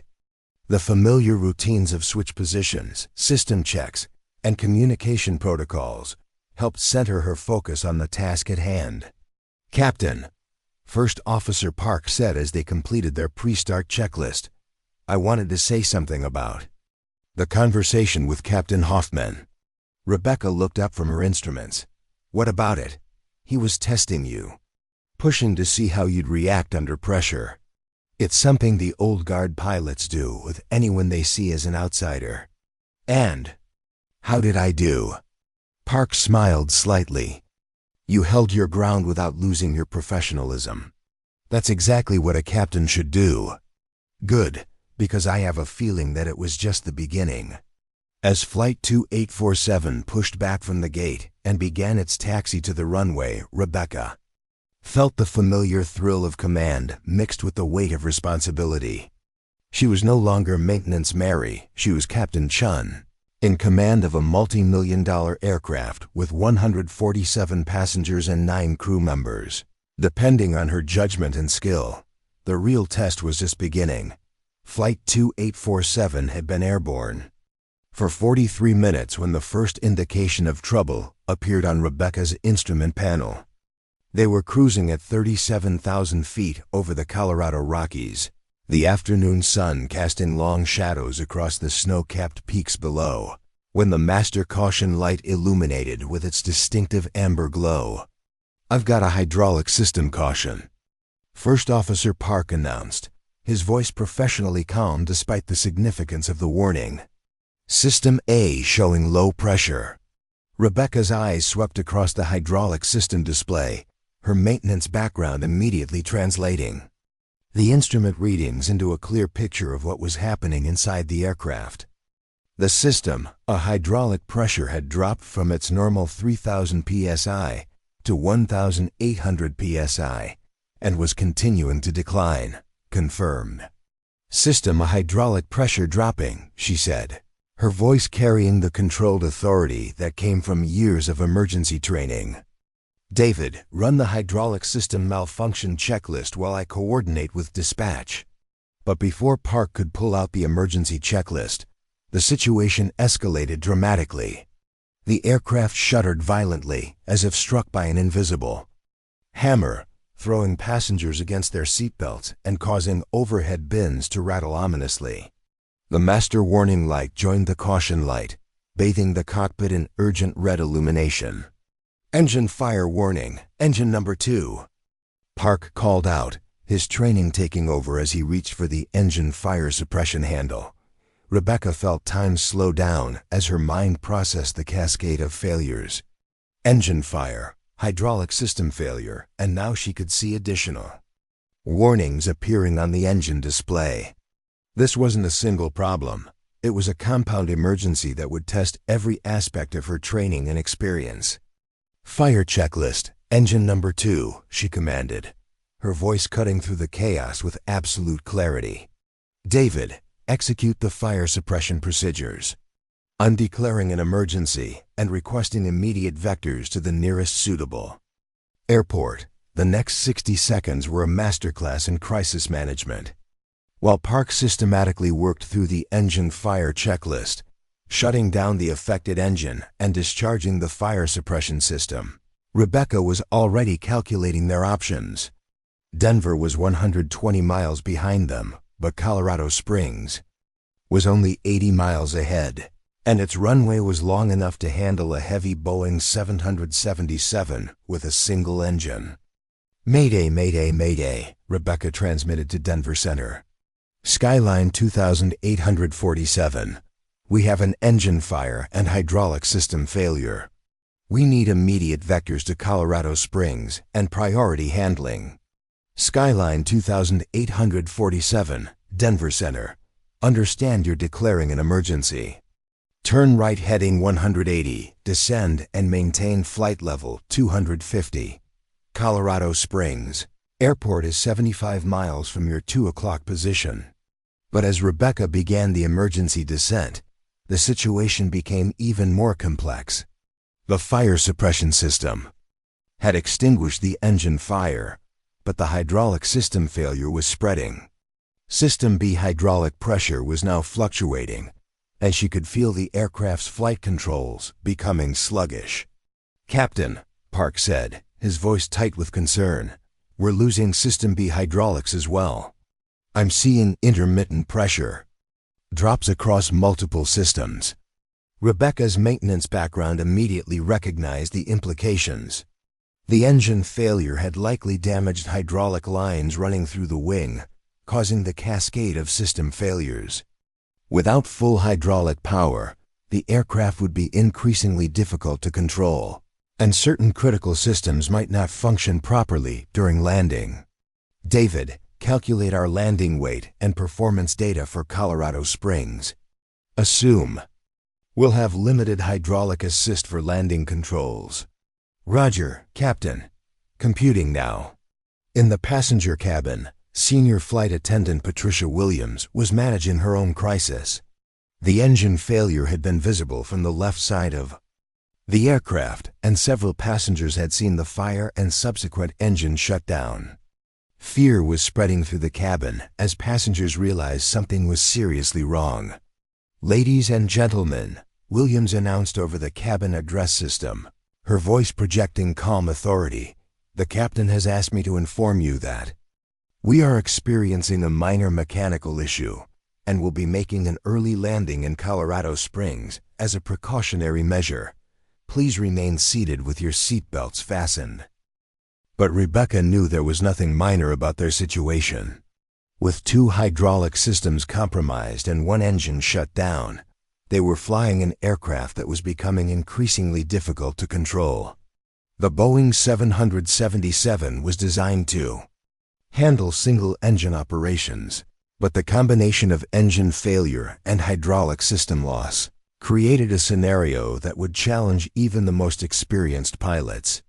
"Colorado Springs approach, Skyline 2847, Rebecca called as they began their approach to the airport.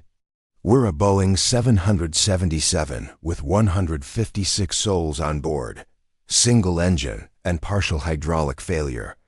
We'll need emergency equipment standing by."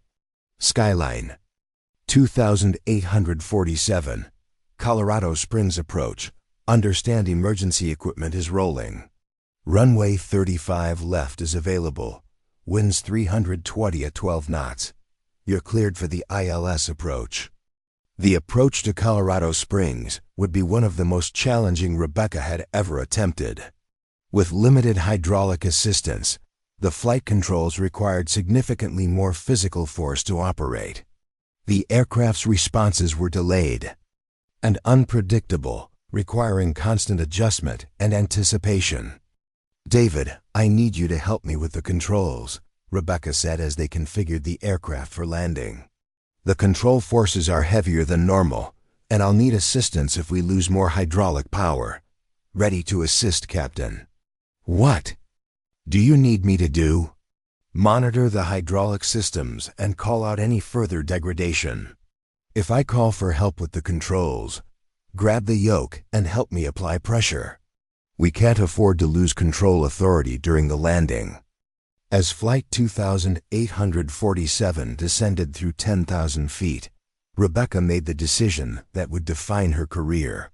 Instead of following the standard emergency procedures that called for a straight-in approach, she recognized that the aircraft's compromised condition required a different strategy. "Colorado Springs approach, Skyline 2847, requesting extended downwind for a long final approach. I need extra time to configure the aircraft and brief the passengers." Skyline 2847, approved as requested. "Turn left heading 090, extend downwind." Leg. The decision to request extra time was based on Rebecca's understanding that their emergency was not just mechanical, but also psychological. The passengers were frightened, the crew was stressed, and the aircraft was operating at the edge of its capabilities. Taking extra time would allow everyone to prepare properly for what could be a very challenging landing. "Patricia," Rebecca called to the senior flight attendant over the intercom, "I need to brief you on our situation." We have significant mechanical problems that will require an emergency landing. I need you to prepare the cabin for the possibility of a rough touchdown." "Understood, Captain. What do you need us to do?" "Brief the passengers on emergency procedures.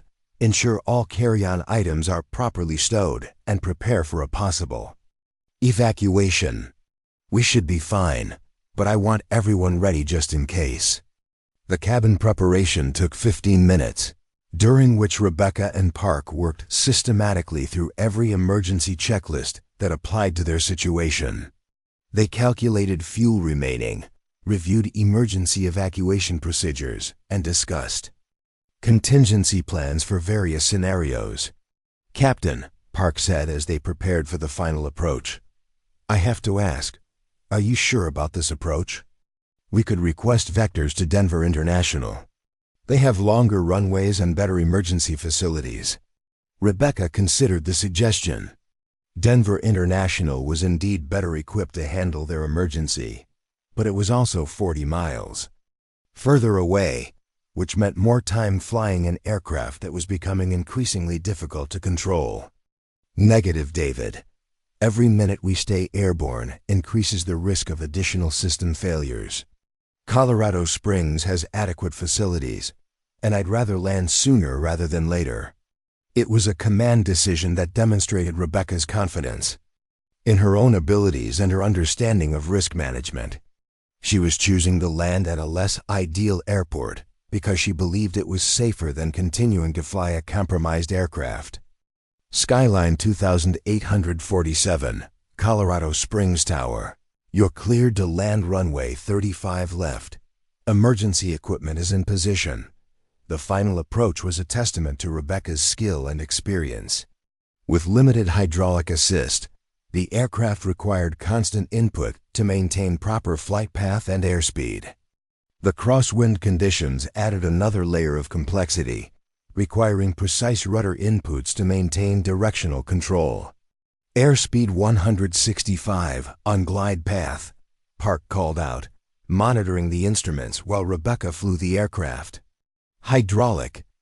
System A is reading 0. System B is fluctuating between 1,500 and 2,000 PS. Roger. I can feel the control degradation. Stand by to assist with the controls if needed." As they descended through 1,000 feet, Rebecca could see the emergency vehicles positioned along the runway. Fire trucks, ambulances, and rescue equipment all standing by in case the landing went wrong. The sight reminded her of the weight of responsibility she carried, not just for the aircraft, but for the 156 lives depending on her skill and judgment. 500 feet, airspeed 160, sink rate 800 feet per minute, Park called out. "You're slightly left of centerline." Rebecca made the correction, using more rudder input than normal to compensate for the reduced hydraulic assist. The aircraft responded sluggishly, but it responded. Her years of flying cargo aircraft in challenging conditions had prepared her for this moment when normal procedures weren't enough. 50 feet, airspeed 155, Park announced. "Looking good, Captain." The touchdown was firm but controlled, with the main landing gear making contact with the runway, with a solid thump that told everyone on board they were safely on the ground. But Rebecca's work wasn't finished. She still had to stop the aircraft with potentially compromised braking systems. "Brakes are working, but they feel soft," she announced as she applied pressure to the brake pedals. "Deploy the spoilers and prepare for emergency evacuation if needed." The Boeing 777 rolled down the runway, its speed decreasing steadily as Rebecca applied maximum braking effort. The aircraft came to a stop 4,000 feet down the 11,000-foot runway, well within safe parameters but close enough to the emergency equipment to allow for immediate assistance if needed. Colorado Springs Tower, Skyline 2847, is stopped on the runway. "We'll need a maintenance inspection before we can taxi to the gate." Skyline 2847, understand you're stopped on the runway. Emergency equipment is approaching for inspection. The post-landing inspection revealed the extent of the damage. The engine failure had been caused by a catastrophic turbine blade failure that had sent metal debris through the wing structure, severing hydraulic lines and causing the cascade of system failures.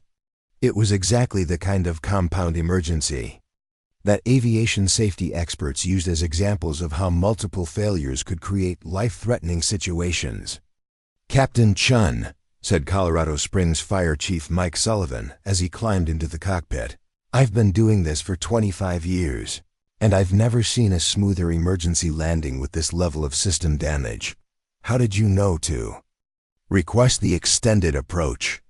Rebecca was still running post-landing checklists, but she took a moment to answer. "I needed time to properly configure the aircraft and prepare the passengers. When you're dealing with multiple system failures, rushing the approach usually makes things worse. Well, whatever you did, it worked. I count 156 people who are going home to their families tonight because of your skill and judgment."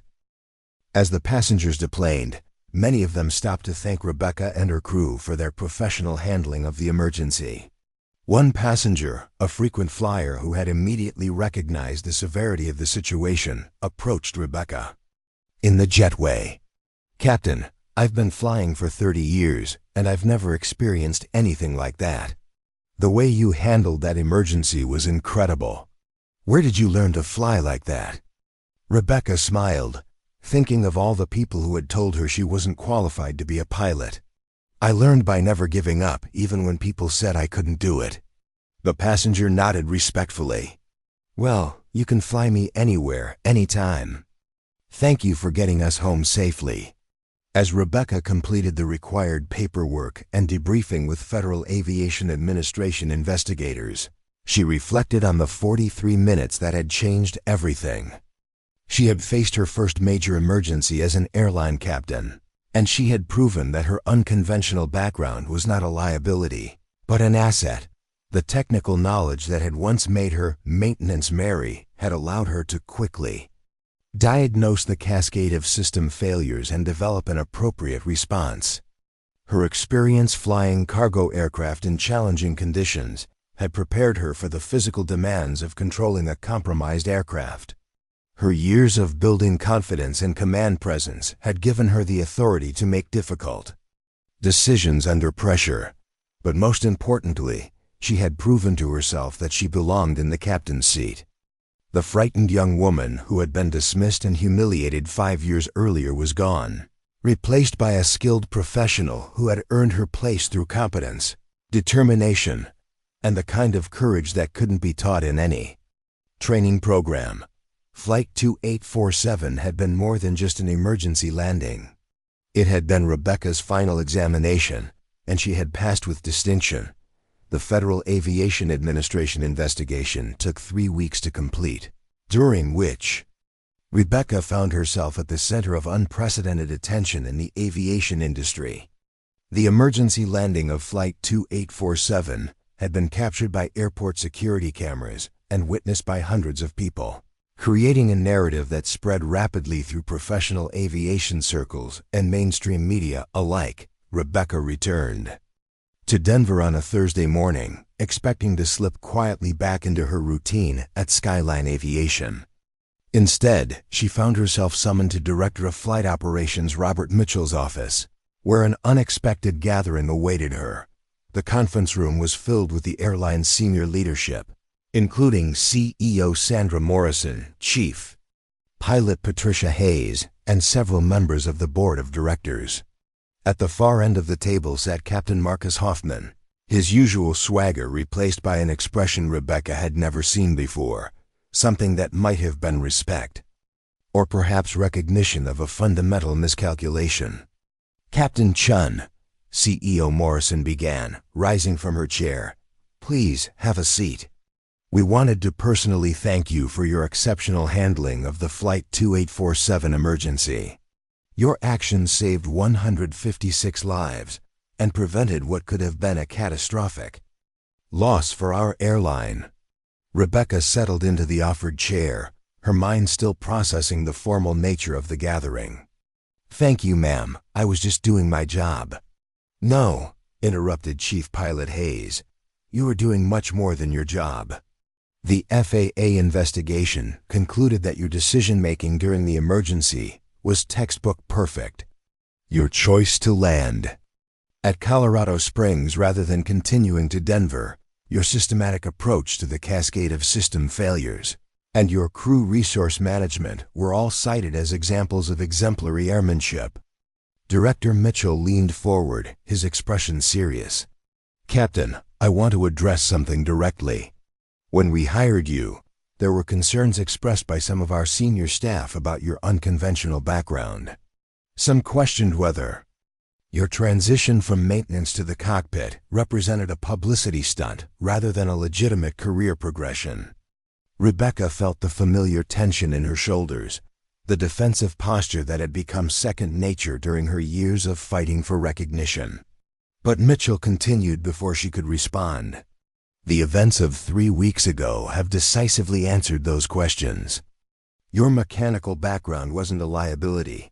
It was the critical factor that allowed you to correctly diagnose the system failures and develop an appropriate response. Your experience in challenging flying conditions prepared you for the physical demands of controlling a compromised aircraft. Your years of building command experience gave you the authority to make difficult decisions under pressure. CEO Morrison nodded emphatically. Captain Chun, I want to be clear about something. This company owes you an apology. We should have recognized your potential years ago when you first applied for our pilot training program. Instead, we allowed prejudice and narrow thinking to blind us to your qualifications. The words hung in the air like a long overdue admission of institutional failure. Rebecca felt a complex mix of emotions, vindication, certainly, but also a kind of exhausted relief that the fight was finally over. I appreciate that, ma'am. But I want to be clear about something as well. The woman who applied for that training program 5 years ago wasn't ready for the responsibility of airline command. I needed those 5 years to build the experience and confidence necessary to handle situations like Flight 2847. It was Captain Hoffman who spoke next, his voice carrying a weight of personal reflection that surprised everyone in the room. Captain Chun, I owe you a personal apology. 5 years ago, I told you that you would never be qualified to command a commercial airliner. I said that passengers wouldn't feel safe with someone who looked like you in the cockpit. I was wrong on both counts. Rebecca turned to face the man who had been her harshest critic, the voice of doubt that had echoed in her mind during the darkest moments of her journey. I was wrong about your qualifications, Hoffman continued. Your handling of Flight 2847. DEMONSTRATE there.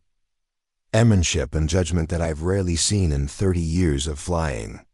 But I was also wrong about passenger confidence.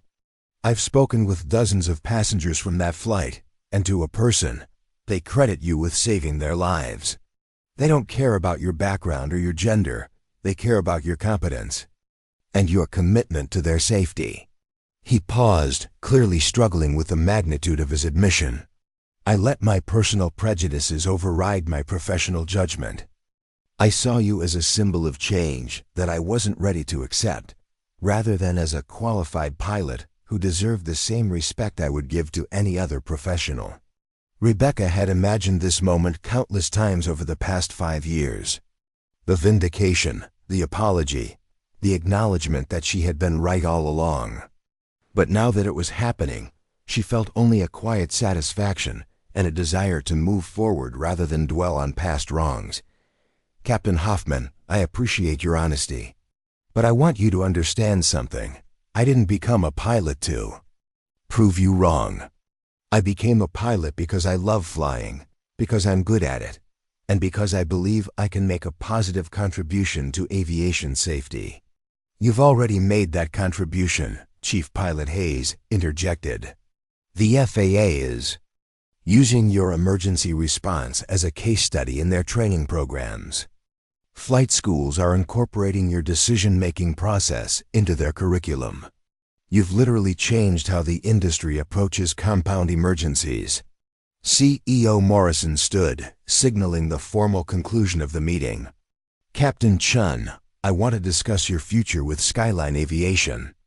We have several opportunities that would allow you to share your expertise with other pilots and contribute to our safety culture. Would you be interested in discussing additional responsibilities?" Rebecca considered the offer carefully. The vindication was complete. The apology had been offered, and her place in the airline's hierarchy was secure. But she also understood that her journey was far from over.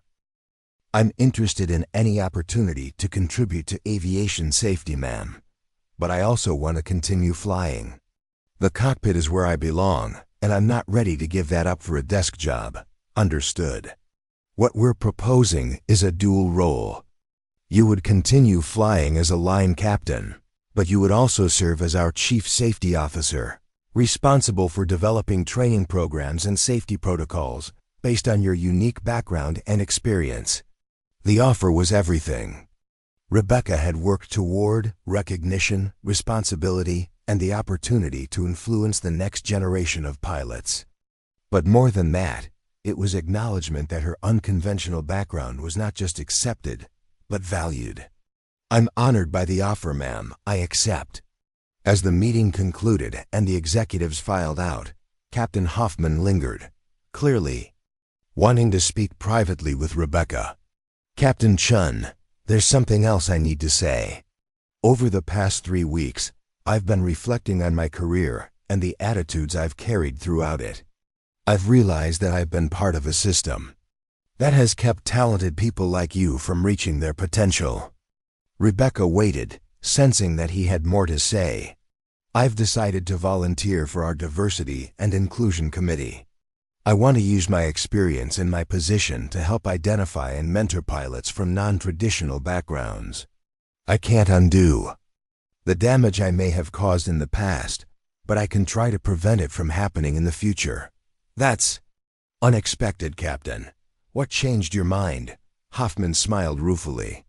"You did. Your professionalism in the face of my prejudice, your competence despite my doubts, and your grace in accepting my apology when you had every right to reject it. You've shown me that leadership isn't about maintaining the status quo, it's about recognizing excellence wherever it comes from." 6 months after the Flight 2847 emergency, Rebecca stood before a packed auditorium at the National Aviation Safety Conference, preparing to deliver the keynote address on non-traditional pathways to aviation excellence. The audience consisted of airline executives, government regulators, flight instructors, and aspiring pilots from around the world. "Ladies and gentlemen," she began, her voice carrying the confidence that had been forged through years of struggle and triumph, "I want to tell you about a woman who was once dismissed as Maintenance Mary, a maintenance technician who had the audacity to believe she could become an airline captain." The audience listened intently as Rebecca outlined her journey from the maintenance hangar to the cockpit, emphasizing the lessons learned and the perspectives gained along the way. She spoke about the value of technical knowledge, the importance of systematic problem solving, and the need for aviation to embrace diverse backgrounds and experiences. The aviation industry has traditionally recruited pilots from a narrow pool of candidates, she explained. Military pilots, college aviation programs, and people who grew up around airports. But some of our most valuable pilots may come from unexpected places: maintenance technicians who understand aircraft systems, air traffic controllers who understand airspace management, even engineers who understand aerodynamics from a theoretical perspective. During the question and answer session, a young woman in the audience raised her hand.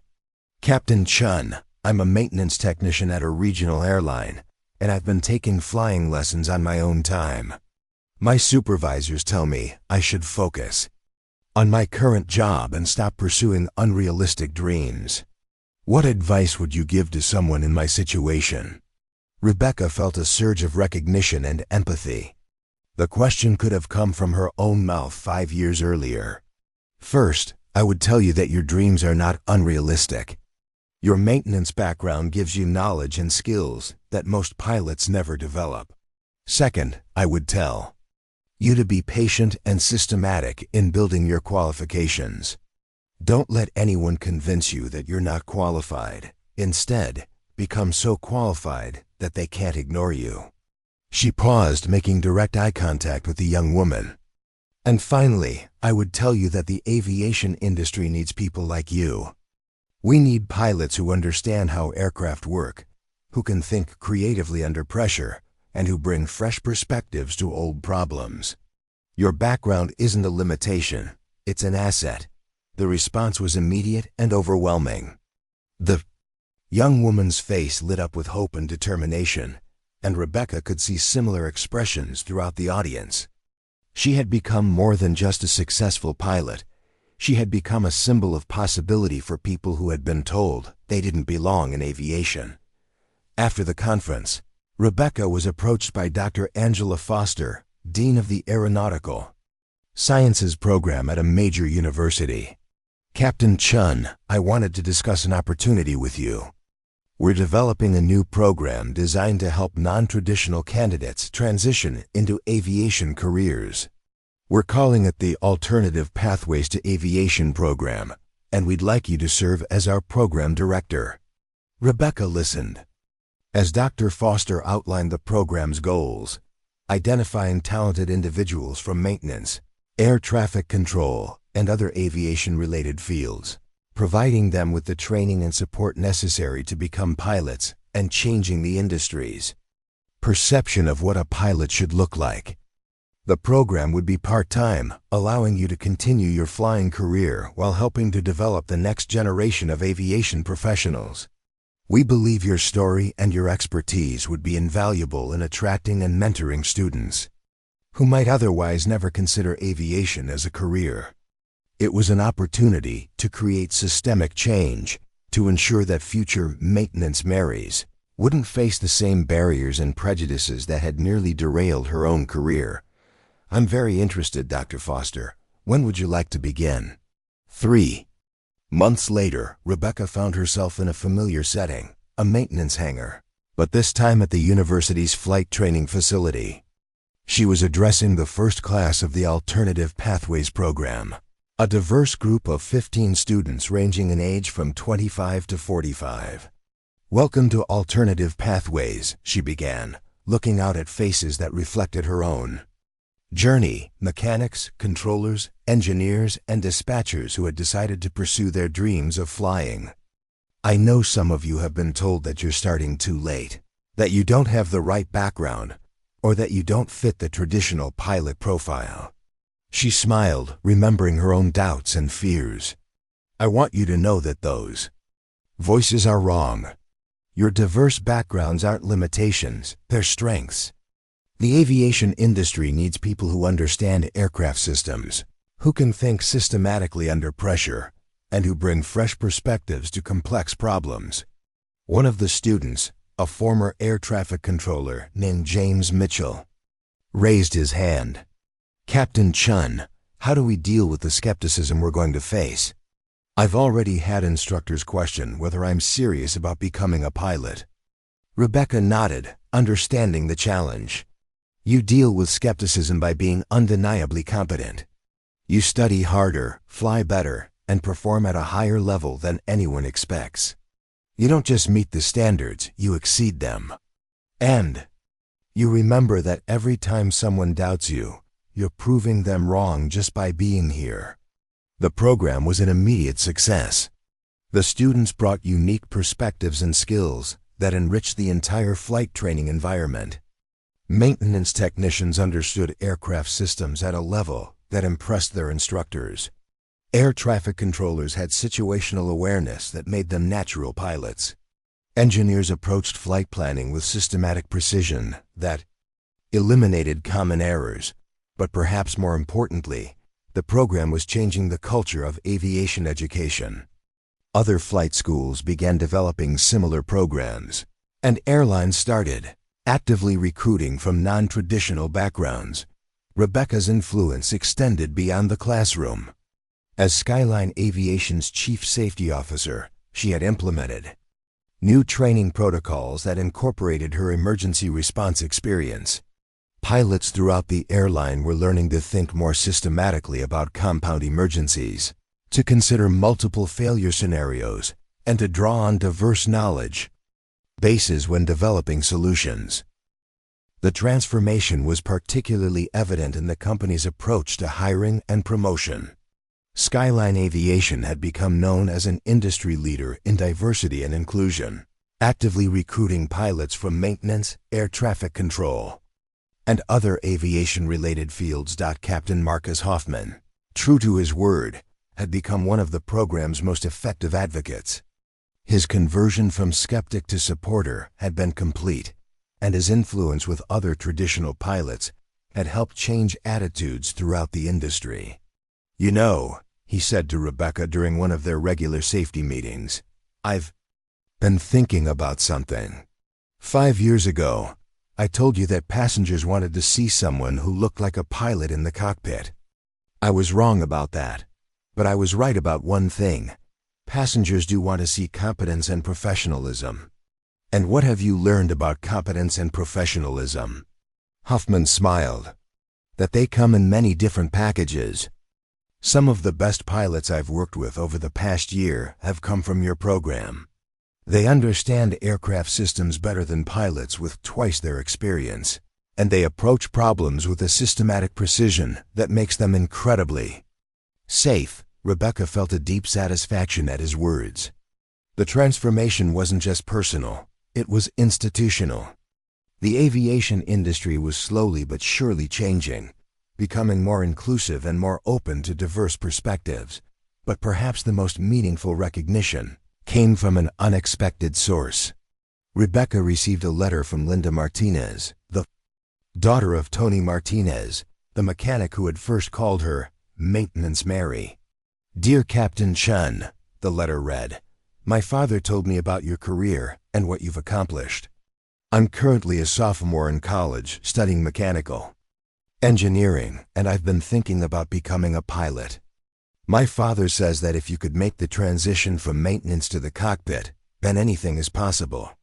Thank you for showing people like me that we can achieve our dreams, even when others tell us we can't." Rebecca read the letter 3 times, each reading bringing a deeper appreciation for the ripple effects of her journey. She had not only achieved her own dreams, but had inspired others to pursue theirs. Looking back on her journey from Maintenance Mary to Captain Chun, Rebecca understood that her story was about more than personal vindication. It was about the power of persistence, the value of diverse perspectives, and the importance of never allowing others to define your limitations.